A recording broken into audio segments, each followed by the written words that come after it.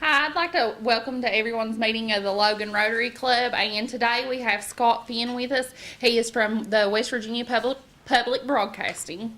All right. Thank you, Lola. I appreciate it. All right. Hello.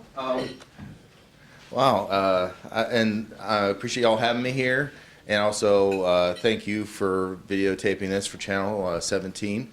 As I told some of you earlier, I spent some time here in the mid-'90s. I was lucky enough to be employed briefly at Southern West Virginia Community Technical College, running an AmeriCorps program that helped kids learn how to read, and really grateful for that experience. And also spent 2 years as an AmeriCorps member on Big Ugly Creek, which is not too far from here. It's actually a small, beautiful place. We took an old elementary school that had been shut down for several years, and we turned it into a community center. When I say we, it was really the community. It was mostly just their labor and effort, a little bit of money we were able to get from a couple of grants, and I'm proud to say it's still there, Big Ugly Community Center. If you ever drive down, check it out.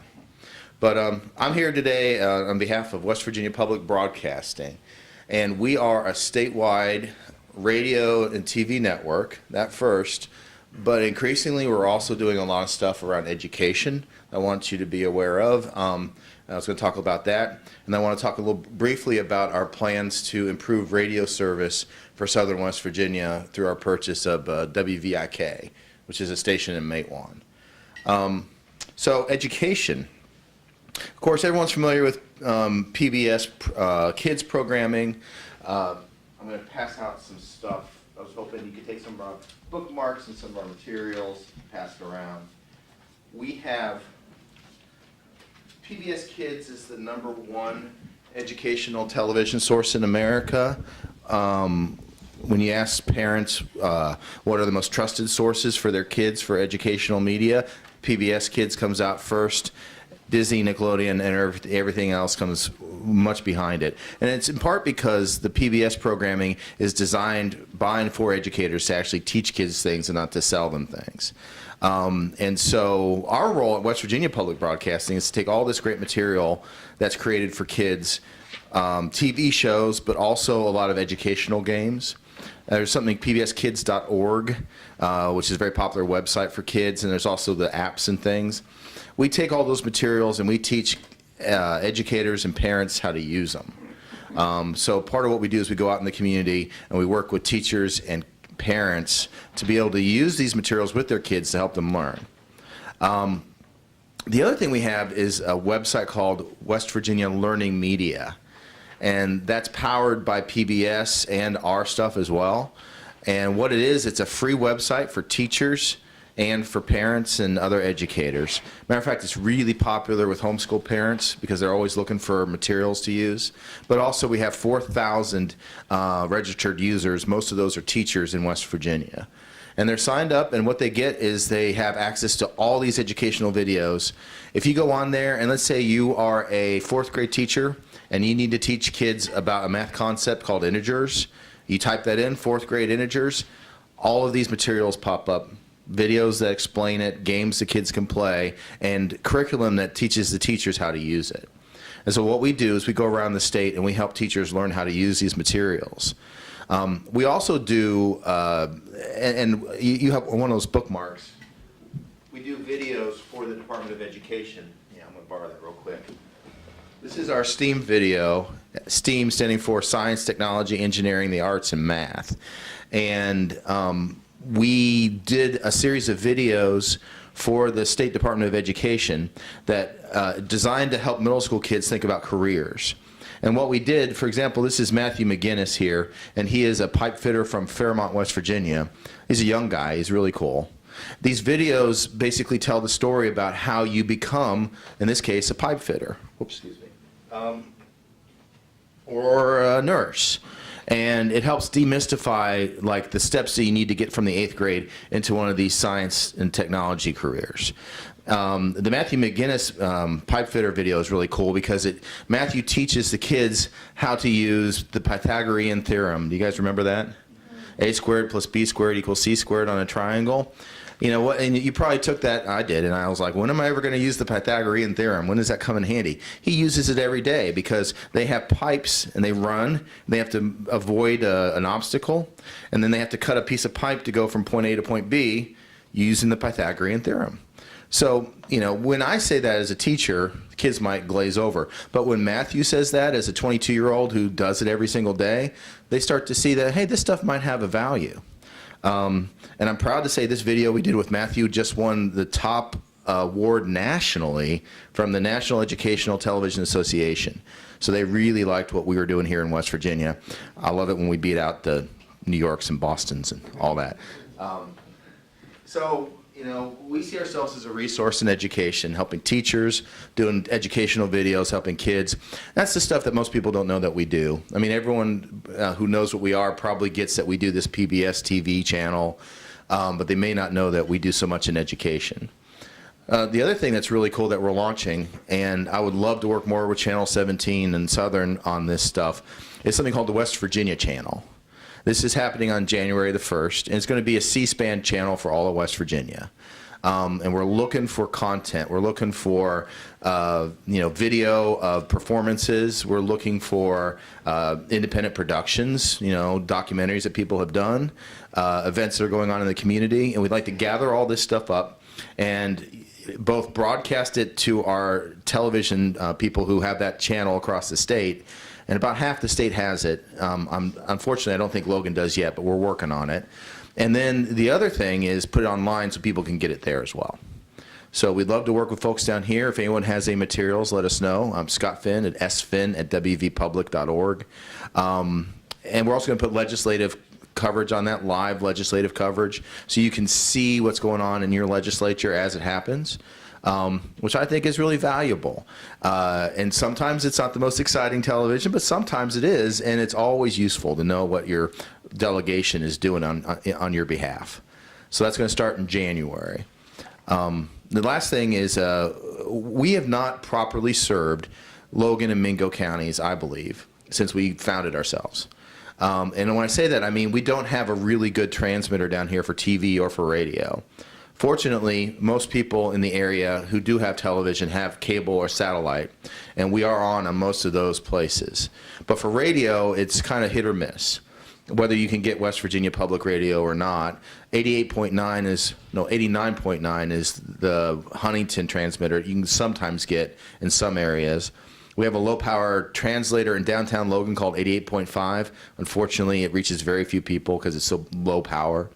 And so working with the governor and with some of our donors, we've been looking for a way to have a better signal in southern West Virginia, and we're proud to announce that we were able to purchase WVIK, which was a radio station in Matewan. So we have that station. When we purchased it, it was not transmitting.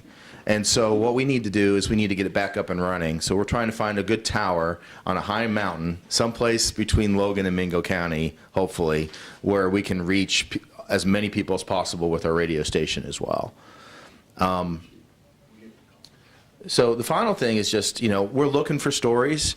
And, you know, we are a statewide broadcaster, but it's really easy when you live in Charleston, for example, to not cover Huntington and I'm sorry, not cover Logan and Mingo and all that. So if people have story ideas, if people have things they want us to cover, just let us know. That's what we're here for. So that's it. We did, we were sold it. What? They sold it. Oh, did they? The college foundation had a tower back in the day, we So sold we it. get to the college sold it. So state police. Yeah. Oh, well, maybe we could talk to the state police. I think you should talk to state police because that was a commercial radio, Yeah, FM radio. On the mountain right behind you. Here in Logan itself? It's right up here on Ward Rock Mountain. Owned by the state police. Yep. That was over the college foundation at one time. Yeah, they sold it to the state police, they put their towers on. Well, we appreciate that. And if y'all have any questions or suggestions or whatever, I would love to hear it. But the main thing is, you know, we are a state agency. We receive 45% of our money from the state of West Virginia. So we appreciate that. That's a taxpayer investment, and we appreciate it. But more and more, we're also raising money from the community, and it's members. We have 10,000 members across the state, people who give us money every year to support what we're doing, and we appreciate that as well. And so, you know, I can't say thank you enough, and we have many members in Logan and Mingo counties in particular that don't get told thank you enough. So thank you. It's more important than ever, especially with the state budget cuts, that we have members that step up and they do their part. So I appreciate that.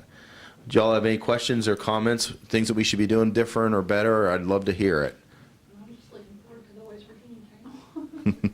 Well, now I'll be online.